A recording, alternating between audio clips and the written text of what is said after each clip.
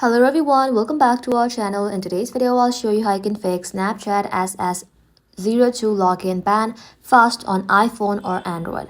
Let's get started. So for that, first of all, simply open up your settings application. Inside settings, simply tap on general. Inside general, tap on iPhone storage. Inside iPhone storage, search for Snapchat and then tap onto it. Now tap on upload app, then tap on upload app again.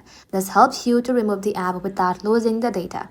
Now once you have done that, head back to general again, scroll below, tap on date and time and make sure set automatically is turned off. Now manually change the date to a different time zone. For example, set to a time zone that's far from yours.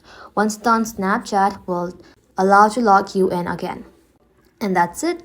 Hopefully this fixes your Snapchat ban issue. Thank you all for watching. If this video was helpful, leave a like and sub and I'll see you in the next one.